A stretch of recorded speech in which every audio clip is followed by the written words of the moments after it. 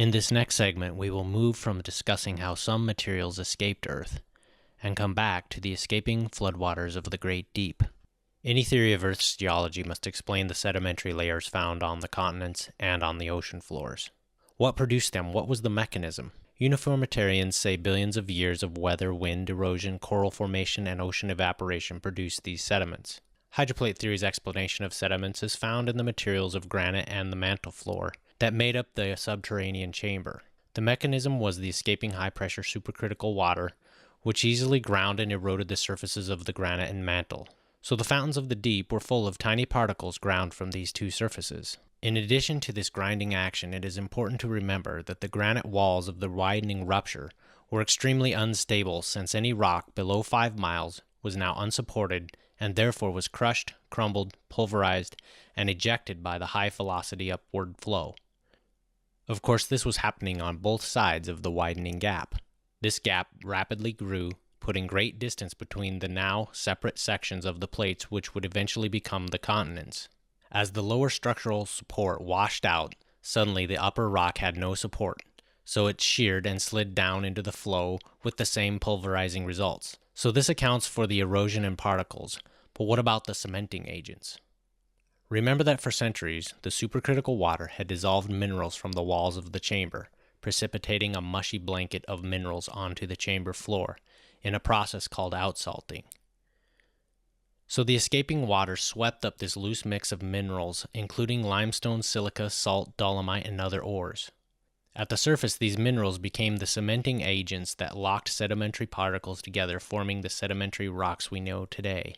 Once the eroded sediments and watery slurry of minerals was deposited in thick layers on the surface, the mixture was at low pressure, and as the temperature cooled, over time, after the flood, the minerals in the waters precipitated out of solution and readily locked the crystalline rock grains together, forming sedimentary rock.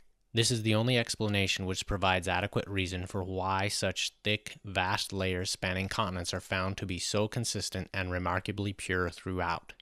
All gradual processes involving millions of years fail to explain the thickness, purity, and consistency of these layers over vast expanses.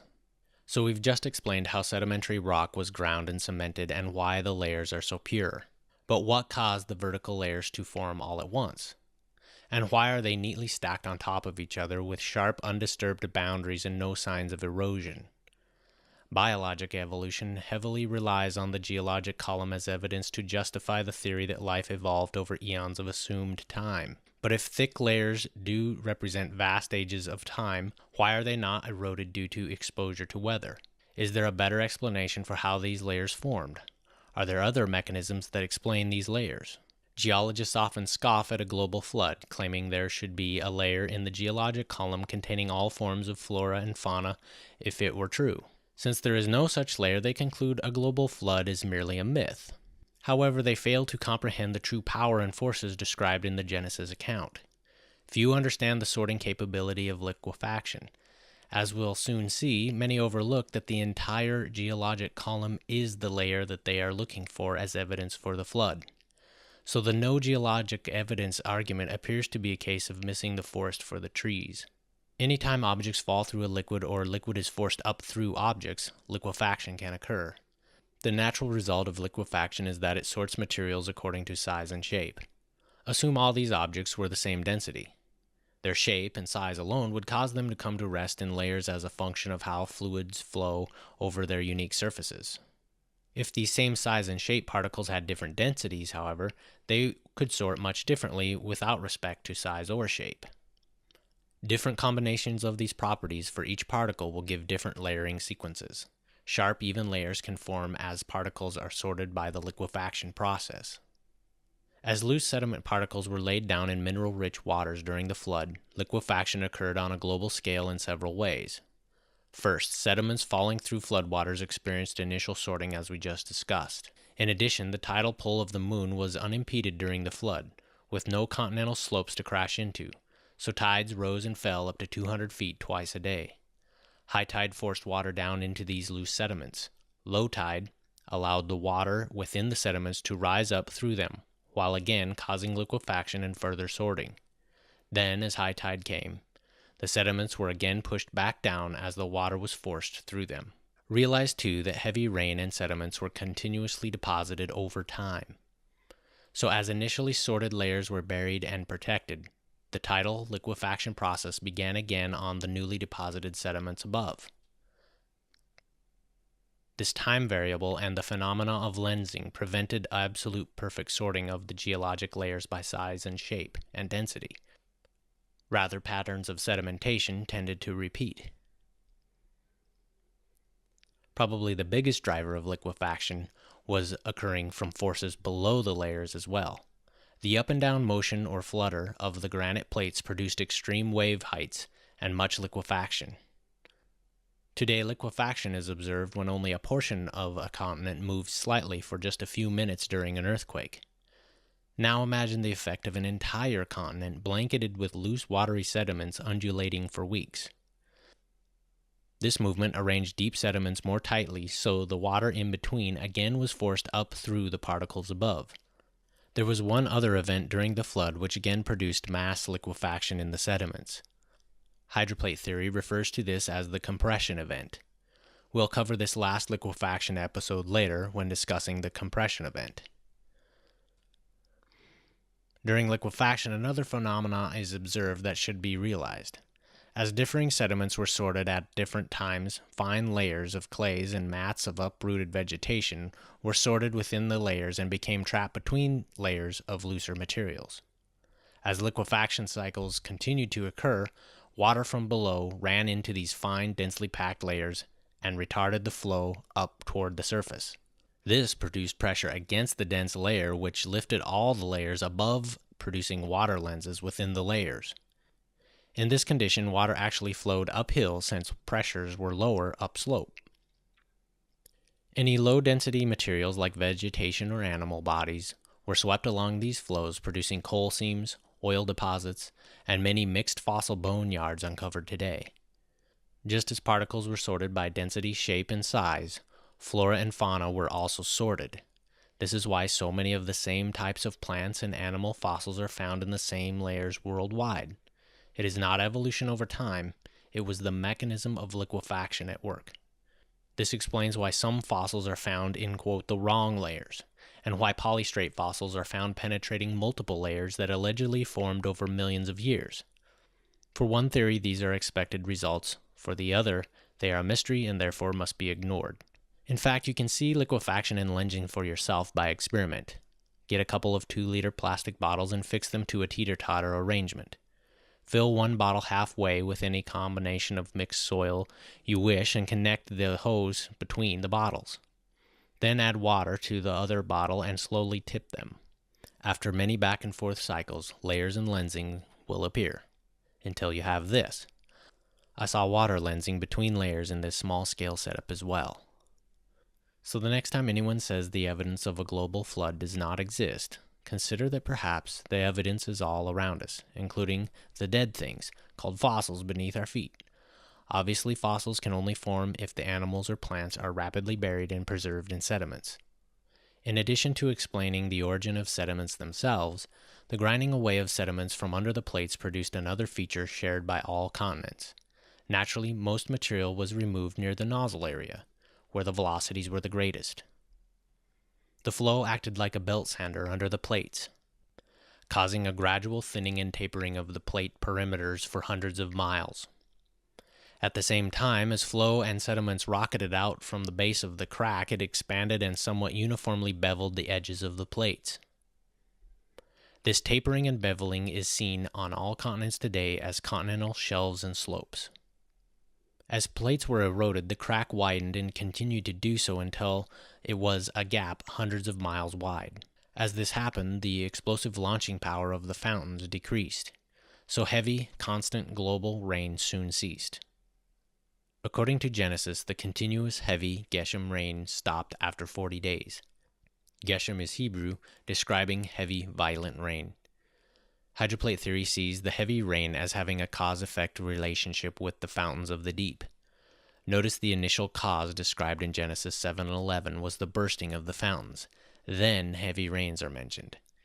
In verse 12, we see that the rain was continuous day and night for 40 days, so this was not like the rain we know today. Later in Genesis 8 verse 2, again the fountains are listed first as closing and then the rains were restrained. However, if the escaping waters were coming from under the hydroplates, the rising floodwaters would have blanketed the fountains and stopped the rain, but the weight of the plates would have continued to push the remaining water and thick sediments out and up to the surface. This understanding would explain why Genesis records that the waters continued to increase and prevail on the earth for 110 days after the heavy rain had stopped falling. Think of the simplified scenario of a sprinkler placed in an empty swimming pool. Rain is the immediate effect of the fountains, which are the causal source. Constant rain will continue for a time until the sprinkler orifice is opened more, or the depth of the rising waters overwhelms the flow from the sprinkler, or the pressure in the hose drops, or a combination of all three scenarios. However, until the valve feeding the sprinkler is completely shut off, the water levels continue to increase, even though there is no rain. So at some point early on in the flood, jetting water stops producing continuous rain, yet water and thick sediments continue to flow out from under the plates. Why the fountain stopped was simply because as water escaped, there was less room for the plate to flutter, and it sank closer to the mantle floor. No flutter meant a halt to the electrical and nuclear energy being generated, which powered the fountains. Of course, this also prevented water hammers from causing pressure spikes. Notice what happened to the balance of forces as the heavy granite was eroded. With hundreds of miles of material removed from each plate edge, the imbalance grew. Only the strength of the mantle floor was keeping the red force arrows from moving. Eventually, the imbalance overcame the rock floor's low tensile strength. The rock mantle suddenly and catastrophically failed, buckling and producing deep tension cracks as it arched and rose up almost 60 miles, seeking a new hydrostatic equilibrium. In the field of engineering structures, buckling is a dangerous failure mechanism because it occurs suddenly, with almost no warning, releasing much pent-up strain energy very quickly. Let's examine two theories for the ridge's formation: plate tectonics and hydroplate theory. You decide which makes the most sense. Here we see the commonly taught concepts presented by the theory of plate tectonics. Plate tectonics proposes that the mid-ocean ridge is the result of seafloor spreading, which causes plate movement, which is said to be driven by convection of the mantle. This spreading and convection concept are then used to explain the fit of the continents in the past and why they have slowly spread apart. If plates are spreading at the mid-oceanic ridge, then they also must eventually run into other plates somewhere. It is alleged that major mountains and ocean trenches are the result of these slow plate collisions. These thick tectonic plates are said to be subducting or diving under adjacent plates and then deep into the mantle below. These examples are animated and repeated as dogma so many times that few question if these concepts are physically possible. Mantle convection is usually compared to boiling water or gravy in a pot. This comparison completely ignores seismic observation that the mantle is a solid, with viscosity many orders of magnitude above that of any liquid, making the convection mechanism in solid rock highly questionable, and certainly it has never been demonstrated. The enormous forces and mechanisms required to produce mantle convection are vaguely described and then assumed to exist. Most explanation of plate tectonics is littered with much speculation, yet there's little supporting data. The mid-oceanic ridge is said to be the point where the new ocean floor is pushed up to the surface by these convection currents. This is attributed to deep liquid magma coming up from the mantle, expanding and pushing the plates apart. At first glance, this may seem plausible, especially when narrowly focused at the mid-ocean ridge. Now, while it is true that magma expands as it rises near the surface, one must consider how magma acts in all conditions before concluding that this is an adequate spreading mechanism. Graphics like this depict the mantle as if it may be all liquid or viscoelastic like firm hot putty, giving the impression that it could actually circulate as the arrows indicate. The reality is that thousands of seismic measurements repeatedly give the same picture. The 1,800-mile thick mantle is a solid, with some faults and fractures in it, which produce some liquid magma at times. Understanding this picture makes those convecting arrows seem a much less convincing conveyor mechanism. Now let's consider that magma, which convection is supposedly bringing up to the surface to cause seafloor spreading. Repeated experiments show that magma is a compressible fluid. So when all properties of magma, under all conditions, are considered, a huge physics barrier arises for proponents of any form of plate tectonics. Because of its compressibility, magma changes density depending upon pressure, which is based on its depth in the mantle. As stated, magma produced near the surface will expand and exert pressure. However, at only a depth of 220 miles, the pressures on magma are great enough to compress it to a density greater than the surrounding material. This is called the material's crossover density. The point at which a fluid reaches this density is called the crossover depth. Rather than rising up, magma created below this level will sink. The even greater depth means more pressure, compression, and higher density, a runaway process that hopelessly dooms the magma of any chance of ever reaching the Earth's surface. It should now be increasingly clear that the magma thought to be the mechanism in support of convection theories is actually their downfall. Looking at the crossover depth at a global scale, we see the immensity of the problem for any form of mantle convection. Only a small percentage of magma in the mantle will ever rise, while the vast majority of liquid magma generated in the mantle will compress to a density higher than the surrounding solid and will tend to drain into the Earth's liquid outer core, which is twice as dense as the solid mantle. Ideas that plumes of magma could ever rise from this dense core should be discarded. Convection of the mantle is not possible. In spite of this, magnetic reversals are often cited as irrefutable evidence for seafloor spreading theories. It is claimed that the crust contains a record of old versus new crust, spreading since magnetic, quote, reversals are seen in the ocean floor. These zones in the crust are where magnetic material supposedly shows that the Earth has reversed its magnetic poles many times in the past. So the floor is like a historical tape recorder of magnetic variations in time. This became popular when magnetic fluctuations were measured on research ships sailing over the ridge. Measurements showed high and low spots. A line was drawn through the data. Data above the line was said to be normal, indicating times of magnetic north. Data below the line was labeled a, quote, reversal, indicating time of magnetic south. Remember, hydroplate theory poses that the mantle suddenly bulged upward when the rupture widened by hundreds of miles. This produced deep tension cracks in the surface as it arched and stretched. Hydroplate theory offers a more plausible explanation of this magnetic data. There are no magnetic reversals, just fluctuations in magnetic intensity over the ridge. Magnetic materials, magnetite and hematite and basalt, lose their magnetism when temperature is above about 587 degrees Celsius. This is called the Curie point. Although not molten, the mantle's heat increases with depth.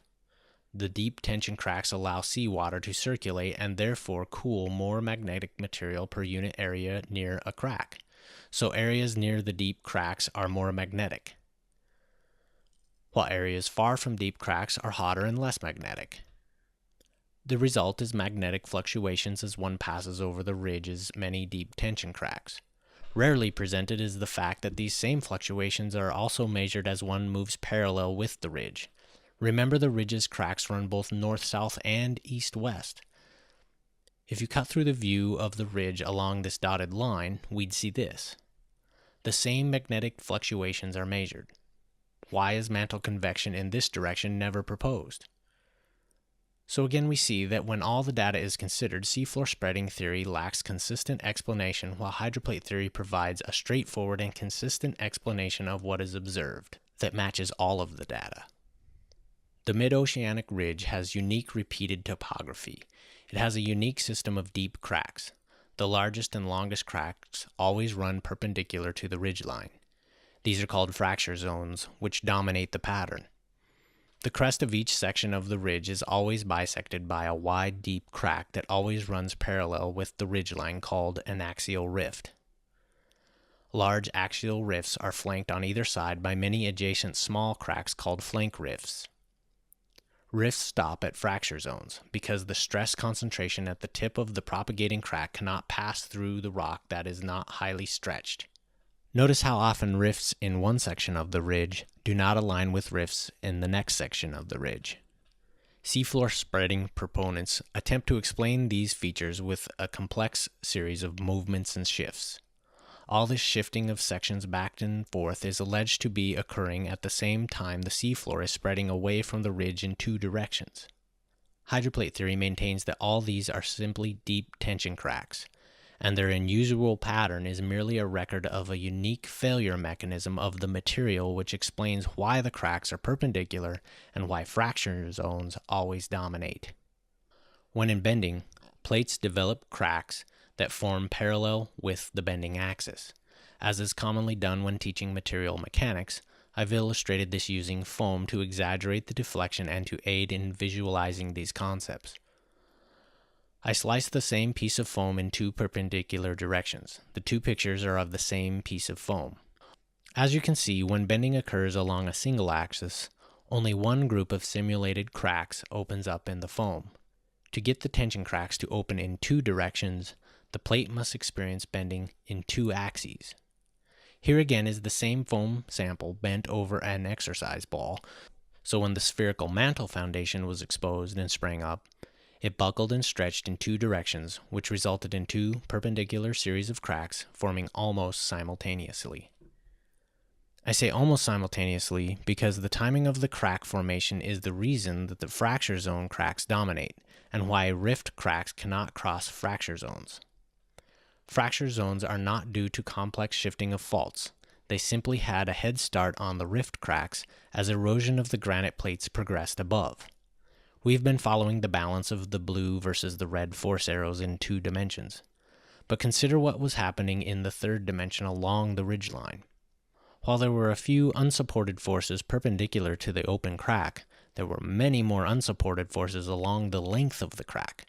So well before the mantle ever arched up across the exposed crack, it first arched down the crack along the green arc. As this occurred, the mantle stretched and cracked in tension. These initial tension cracks always formed and grew first, and are what we see today as fracture zones. As the granite plates slid away from the rising bending mantle floor, axial rift cracks began to form along the ridge as it finally buckled, stretched, and failed in that direction. As the plates rapidly slid away, the rising ridge of the fracture zone cracks raced ahead and deepened. The mantle continued to stretch and new cracks formed along the ridge that were adjacent to the axial rifts. As axial and flank rifts ran into the deep fracture zone cracks that had already formed, they could not jump across the already deep and wide fractures.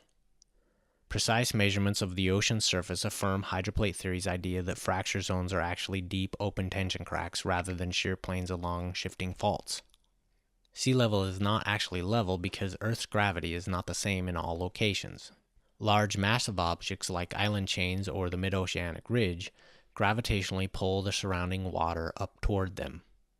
For example, the Hawaiian Islands raise the adjacent ocean levels 80 feet higher than they would be if those islands weren't there. Conversely, areas of the ocean floor that are missing mass, like trenches or deep, wide open tension cracks, will have a lower sea level than the denser surroundings. Because of this effect, fracture zones show up as areas where sea level is below normal. If fracture zones are just shearing faults rubbing against each other, then the sea level should be relatively level across the fault line because the mass, shown as M's in the picture, are uniformly distributed across the surface. However, areas along fracture zones register as areas of low sea level, meaning there is missing mass over the deep open cracks. Only a deep open crack explains this. You decide. To continue with the hydroplate theory overview, please click the following link to the next segment.